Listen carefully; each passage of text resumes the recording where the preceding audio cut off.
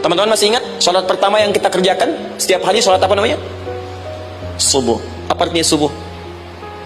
Tuh, ini masalahnya. Ini kata Al-Quran sendiri ya, kata Al-Quran sendiri. Nanti akan ditemukan orang yang ibadah tidak paham apa yang dikerjakan dan dilakukan dalam ibadahnya. Contoh sholat. Kata Allah, akan ada orang sholat yang saat sholat tidak mengerti apa yang dia baca dan dia lakukan dalam sholatnya. Jujur tanyakan pada diri kita, sampai detik ini, dari sekian ribuan kali ruku dan sujud, berapa persen bacaan sholat yang kita pahami? Jangan-jangan kita ruku tapi nggak ngerti yang dibaca. Sujud tak paham yang dia ungkapkan. Bagaimana bisa khusyuk? Mustahil. Kembali ke sini, kenapa sholat pertama itu disebut dengan subuh? Teman-teman, ternyata semua nama sholat dari subuh sampai isya plus bacaan dan gerakan dari takbir sampai salam itu bukan sekedar gerakan semata. Semua ada artinya, ada maknanya, dan diajarkan oleh Nabi langsung.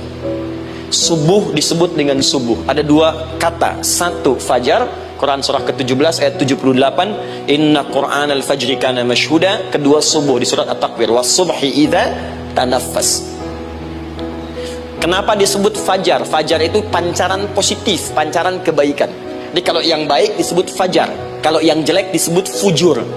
Fujur ada di Quran surah 91 ayat 7 sampai 8. Wa nafsi wa ma sawaha fa'alhamaha fujuraha wa taqwaha. Fujur itu rambatan, gelombang buruk yang muncul dari nafsu. Ya, ditembuskan ke elemen tubuh kita. Misal gini. Tiba-tiba pengen marah, ya, di tubuh kita mengatakan melotot, maka ini ada pancaran di hati kita nyambung kemudian ke mata. Ini rambatan dari sini ke mata disebut fujur namanya. Mau ke tangan, pukul masuk ke tangan, itu rambatannya disebut fujur namanya. Ya, yang baiknya disebut fajar.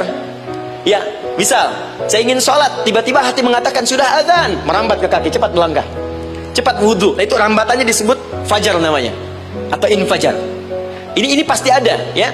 Fujur nama lainnya nafsu, disebutkan 115 kali dalam Al-Quran. Takwa, rambatan fajar, sumbernya takwa, disebutkan 115 kali dalam Al-Quran. Di jiwa kita ada takwa, ada nafsu.